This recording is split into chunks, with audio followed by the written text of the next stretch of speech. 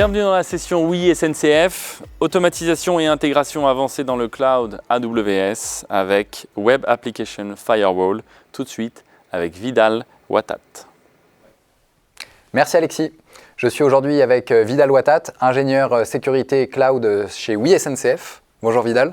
Bonjour Alexis. Merci beaucoup d'être avec nous pour cet atelier dédié à l'automatisation et l'intégration avancée dans le cloud, en l'occurrence AWS, de RAS Web Application Firewall.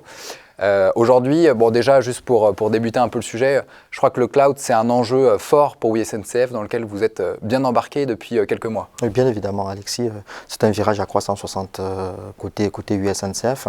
Nous avions historiquement deux gros data centers et pour des raisons économiques, nous allons donc migrer sur le cloud et l'enjeu fondamental c'est la découverte des nouvelles technologies.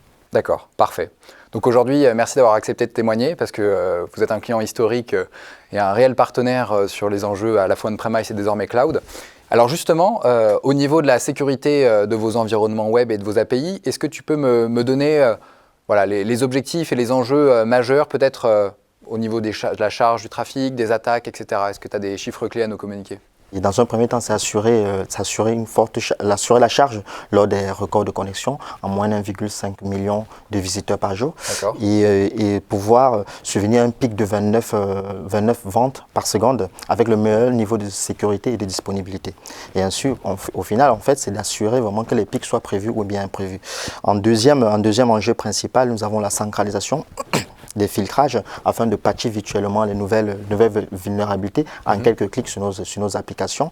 Et en troisième, on dira l'automatisation de la création des tunnels WAF tout en suivant le cycle de vie des différents frameworks tels que CloudFormation côté AWS, l'instanciation de nouvelles images WAF en cas de switchage d'activité. D'accord, très bien. Donc l'automatisation, elle était déjà présente à l'époque de l'on-premise, mais elle devient de plus en plus très importante au niveau du cloud. Au niveau du cloud. Et le virtual patching, il me semble effectivement que c'était un gros sujet chez vous, c'est-à-dire de pouvoir adresser une CVE qui vient d'arriver et tout de suite la patcher sur l'ensemble des tunnels. Bien évidemment, très bien, c'est ça. Du coup, par rapport à ce qui transite aujourd'hui par la solution RAS Web Application Firewall, est-ce que tu peux nous donner quelques métriques en termes de nombre d'instances, de sites web protégés, d'applications mobiles, il me semble qu'il y en a aussi. Qu'est-ce que tu peux nous communiquer ? Alors très bien, aujourd'hui nous avons une dizaine d'instances WAF Rodenschwarz qui protègent plus de 63 sites web, 14 applications mobiles à usage externe.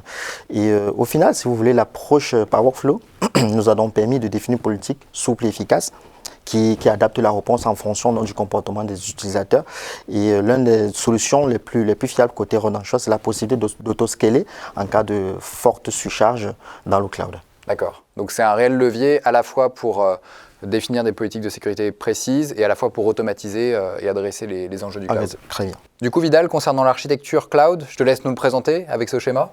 Très bien Alexis. Pour agresser dans le sujet sécurité côté cloud, nous avons pris la décision d'isoler nos différentes instances WAF dans un compte AWS bien dédié et isoler le trafic des différents comptes clients via un subnet partagé qui sera dans un domaine privé. Et les instances, le compte des WAF est dans l'instance publique et les différents comptes applicatifs sont dans les comptes privés. Donc le flux internaute arrive d'abord dans un premier temps dans le compte route des différents WAF pour pouvoir inspecter le trafic et détecter les comportements, des comportements anormaux. Et ensuite, le flux donc ira dans le compte client de l'application. D'accord. Donc de ce qu'on peut voir sur le schéma, du coup, les composants AWS qui sont utilisés, c'est l'ALB, les lambdas qui sont particulièrement importantes chez vous. Très bien. Et la route 53. Et route 53 pour la création des différents enregistrements DNS. Et CloudFormation qui vient automatiser pour l'automatisation.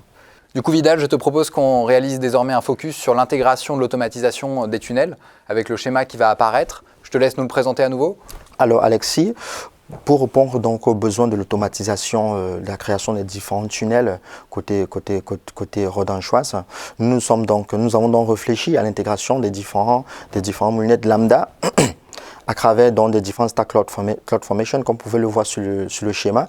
Nous avons donc deux lambdas. La toute première lambda, c'est le WAF Configurator Proxy qui sert juste de passerelle pour la deuxième lambda qui s'appelle WAF Configurator, qui est dédié à piloter la création des tunnels sur les différents WAF. Donc, c'est-à-dire, dans un compte client, dès lors que l'Ops, l'opérationnel, a déployé sa stack pour pouvoir créer son tunnel sur le WAF, il passera déjà dans un premier temps par la lambda WAF Corporator Proxy, et ensuite la deuxième lambda permettra donc de piloter et créer les tunnels côté WAF et créer dans les enregistrements DNS côté routeur 53. D'accord, très bien. Donc les templates CloudFormation, ils sont destinés aux opérationnels, à n'importe qui fera des déploiements. Très bien, c'est ça, effectivement, en effet. Parfait, Vidal. Je te propose maintenant de passer à la démonstration pour nous montrer ça. Très bien, Alexis, avec plaisir. Alors, pour cette session de démo, nous avons prévu un tout simple template Apache d'une instance EC2 côté AWS. Comme vous pouvez le voir, nous avons toutes les différentes ressources qui sont intégrées à AWS. La particularité que nous apportons ici, c'est le custom resource qui est une ressource qui va appeler une lambda, et cette lambda-là pourra donc créer des différents tunnels WAF sur les WAF road en choix.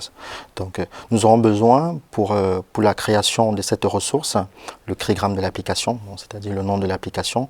En l'occasion, nous avons appelé SMR, Submit Road en choix, la plateforme de développement ou de production, le 7M, mon test submit dev wvct.fr et les différents alias, et ensuite le backend de l'application. Pour l'occasion, nous avons créé une toute petite instance qui intégrera, comme je l'ai dit, l'application de développement et les différents serveurs, tout ce dont on a besoin pour créer un tunnel. Donc nous allons donc lancer la stack CloudFormation pour créer la stack côté AWS. La stack est créée. La stack est lancée, pardon. Et elle est en cours de progression.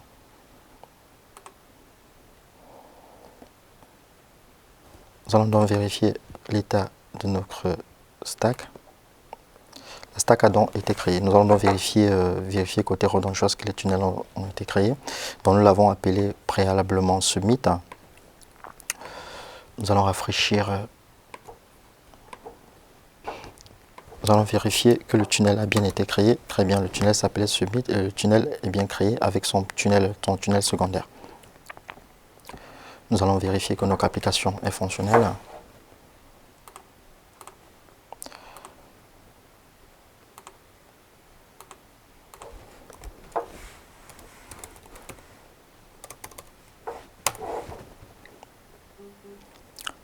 L'application est bien fonctionnelle. Pour respecter donc le cycle de vie de CloudFormation, nous allons essayer donc de faire un patch sur le tunnel, c'est-à-dire rajouter soit modifier le backend, soit modifier un serveur alias, ou pourquoi pas modifier le server name. Donc pour cela, nous allons donc modifier notre fichier, rajouter un serveur alias, je l'appellerai recette 2. Et je mettrai à jour la stack CloudFormation.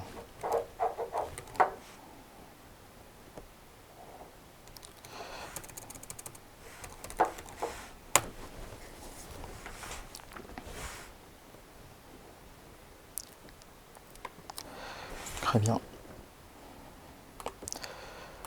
J'actualise. Très bien. La stack est en train d'être à jour. Nous allons donc vérifier l'état de notre stack. Très bien, elle a été mise à jour. Nous allons donc vérifier côté road en choix que notre tunnel a été également mis à jour avec le nouveau nom de domaine que nous avons ajouté. Nous l'avons appelé recette 2.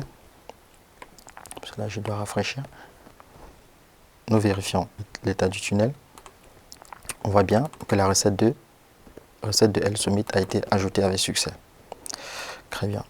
Donc pour respecter dans le cycle de vie de CloudFormation, nous avons fait dans les deux premières étapes, la création, l'update, et nous allons donc supprimer la stack, et la suppression donc supprimera les tunnels côté road en choix.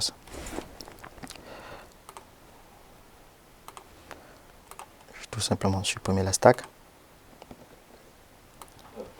On vérifie l'état de notre stack. Très bien, la stack a été supprimée. On vérifie que le tunnel a bien été supprimé. Submit, le tunnel n'existe plus. À l'issue de cela, on constate bien que Rodon Choice donne la possibilité vraiment d'automatiser le processus de création de tunnels, tout en respectant le cycle de vie de CloudFormation, création, mise à jour et suppression. Et pour cela, c'est très avantageux pour nous côté VSNCF parce que nous avons beaucoup d'applications et pour être intégré dans notre cycle de vie, c'est plutôt une bonne chose. Merci. Merci beaucoup pour cette démonstration, Vidal. Du coup, je te propose qu'on conclue ensemble avec les bénéfices apportés par l'approche de Rode et Schwartz et que tu as pu intégrer dans le processus d'automatisation cloud par rapport au cas d'usage qu'on a pu voir juste avant. Est-ce que tu peux nous faire un résumé, un condensé de ce que t'apporte la technologie et de la manière dont vous voulez t'approprier chez WeSNCF? Oui, Alexis, au final, je vois cinq principaux bénéfices. Notamment, je commencerai déjà par la possibilité d'effectuer des patchs virtuels qui permettent au final de masquer de manière rapide et temporaire une vulnérabilité qui est très mise en lumière. En deuxième point, je verrai l'utilisation des captcha plutôt que des blocages définitifs dans certaines situations, en fait pour limiter la vélocité, les brute force et les scans de sécurité et des antibots. En troisième point, je verrai la gestion industrielle des configurations. En quatrième, la prise en charge des WebSockets qui est pris en compte avec les nouvelles versions de Rodon Choice. Et au final, en dernier point, c'est le filtrage de sécurité custom qu'on peut avoir issu des différentes attaques et problèmes constatés dans nos quotidiens. Très bien. Merci beaucoup Vidal pour ce résumé extrêmement intéressant et ce cas d'usage. Merci Alexis. Ravi que tu aies pu témoigner parmi nous pour ce summit virtuel. Avec plaisir. Merci beaucoup. À bientôt. À bientôt. Je vous invite donc désormais à regarder les autres sessions. Bonne journée à tous.